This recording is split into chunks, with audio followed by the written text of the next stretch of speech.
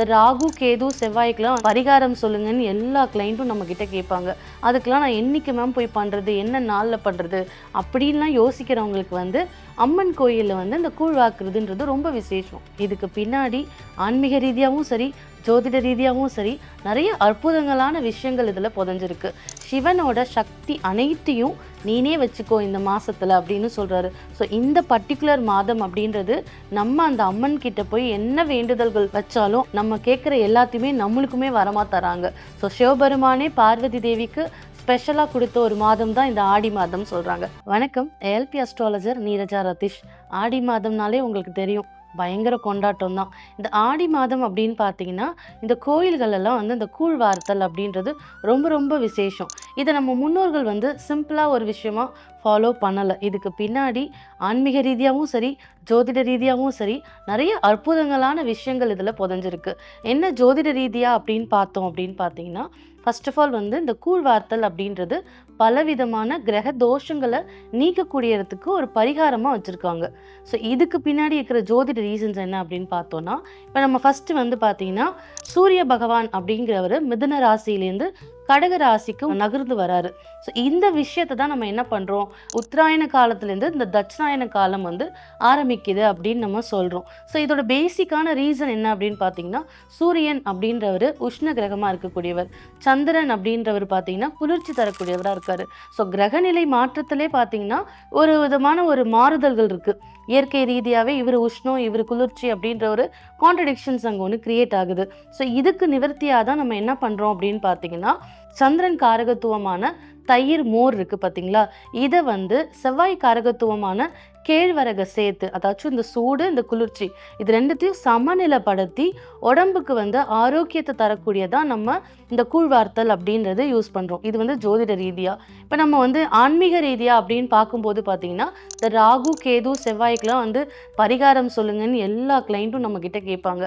அதுக்கெலாம் நான் என்றைக்கு மேம் போய் பண்ணுறது, என்ன நாளில் பண்ணுறது அப்படின்லாம் யோசிக்கிறவங்களுக்கு வந்து அம்மன் கோயிலில் வந்து இந்த கூழ் வாக்குறதுன்றது ரொம்ப விசேஷம். ஸோ இந்த கூழ் வார்த்தல் வந்து பார்த்தீங்கன்னா, இப்போ இந்த டைம் பீரியடே பார்த்தீங்கன்னா இந்த கிளைமேட்டிக் சேஞ்சஸ் வந்து சடனாக சேஞ்ச் ஓவர் ஆகும். ஒரு சம்மர் சீசன்லேருந்து திடீர்னு நம்மளுக்கு ஒரு ரெய்னி சீசன் ஸ்டார்ட் அப் ஆக போகிற டைமு.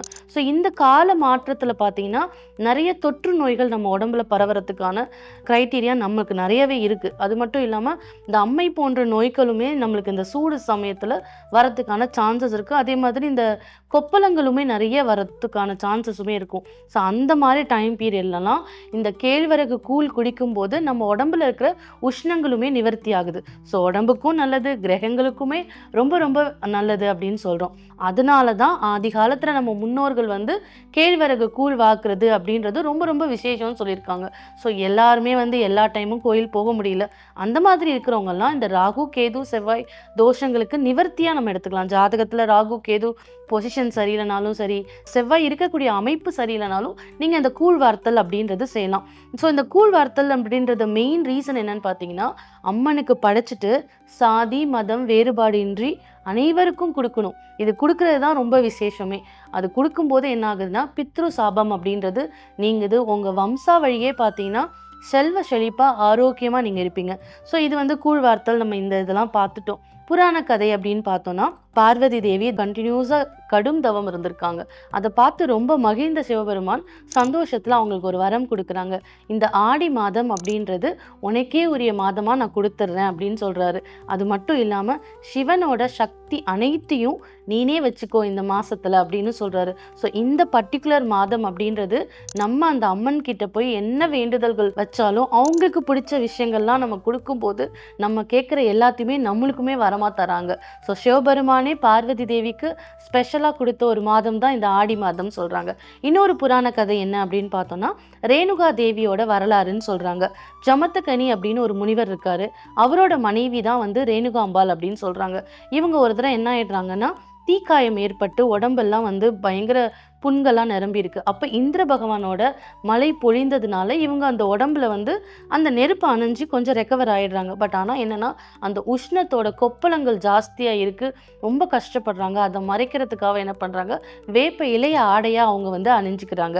ஸோ அந்த ஊர் மக்கள்லாம் என்ன பண்றாங்க, இந்த பொண்ணு ரொம்ப கஷ்டப்படுதே, என்ன சாப்பிட்றதுக்கு குடுக்குறதுன்னே தெரியல. ஏன்னா உடம்பு ஃபுல்லா புண்ணா இருக்கு. அந்த டைம் பீரியட்ல என்ன பண்றாங்கன்னா, கேழ்வரகு கூழும், இளநீரும் அந்த பெண்ணுக்கு பிரசாதமா குடுக்குறாங்க.